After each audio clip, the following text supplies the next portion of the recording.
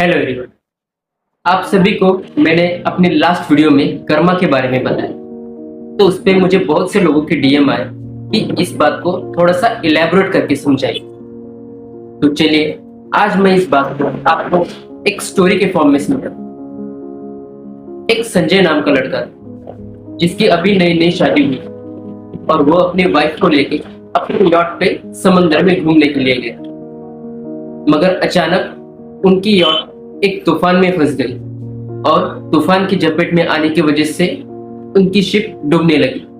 वो दोनों जैसे तैसे करके अपनी लाइफ बोट का सहारा लेके वहां से निकल गए और जाकर एक सुनसान से आइलैंड पे पहुंच गए। हाँ, उनके पास थोड़े दिन के लिए कैन फूड था, मगर वो भी सिर्फ 2 या 3 दिन के लिए ही रह पाता। तो उस वक्त संजय की वाइफ बहुत ही तकलीफ में आ गई और बहुत ही परेशान हो गई कि अब इसके बाद क्या करें। मगर दूसरी तरफ संजय बहुत ही आराम से एक योगिक मुद्रा में जाके बैठ गया और बस वैसे ही बैठा रहा। उसकी वाइफ बहुत ही परेशान होकर चिढ़ गई। उनसे कहा, तुम कहीं पागल तो नहीं हो गए?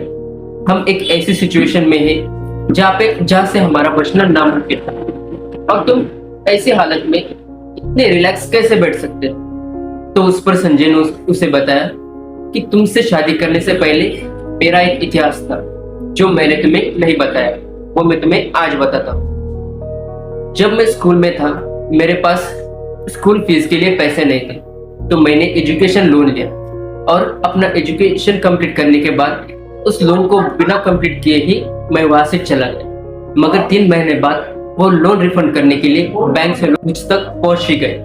फिर मैंने वो लोन पे कर दिया और उसके बाद शहर चला गया। शहर में आने के बाद मुझे एक कार की जरूरत थी, तो मैंने लोन पर एक कार ले ली और उस कार की किस्तें बिना दिए ही मैंने वो शहर छोड़ दिया।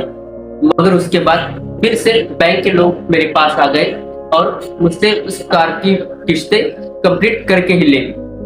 फिर वो सब हो जाने के बाद मुझे एक रहने के लिए अच्छा सा घर चाहिए था, तो मैंने लोन के लिए फिर से अप्लाई किया और एक सुंदर सा घर खरीद लिया।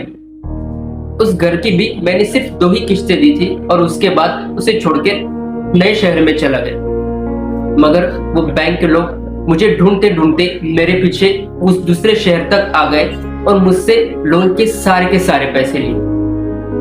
उसके बाद का तो तुम्हें पता ही है कि मेरी तुमसे शादी हुई और उस शादी के बाद हमारे घूमने के लिए मैंने लोन लेकर ये यॉट खरीदी और इस यॉट के भी मैंने सिर्फ एक ही किस्त दी है और उसकी बाकी की किस्तें भरना अभी बाकी है।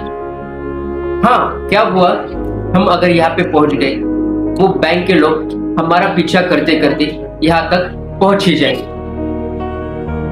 बस इसी बात का संजय को रियलाइजेशन था कि जो भी चीज उसने की है उसे एक ना एक दिन उसका पूरा का पूरा भुगतान करना ही पड़ेगा।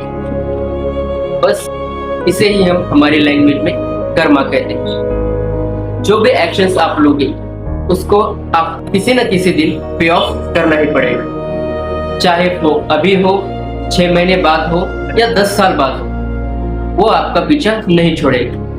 बहुत से लोग कर्मा से डरते हैं और ऐसा समझते हैं कि एक बुरी चीज है।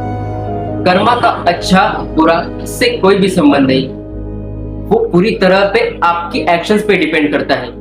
आप अच्छे एक्शंस लोगे, बुरे एक्शंस लोगे, कॉन्शियसली अनकॉन्शियसली, आपका कर्मा उस हिसाब से आप पे अप्लाई होगा। तो इस बात का ध्यान रखिएगा, आपका कर्मा आपकी एक्शंस पे ही पूरी तरह से डिपेंड करता है। तो अपने एक्शंस ऐसे रखिए कि भविष्य में अगर आपको कोई कहे कि आपको आपका कर्मा देख लेगा, तो आप उससे डरे नहीं, बल्कि अपने आप के लिए वो एक ब्लेसिंग समझे। Thank you.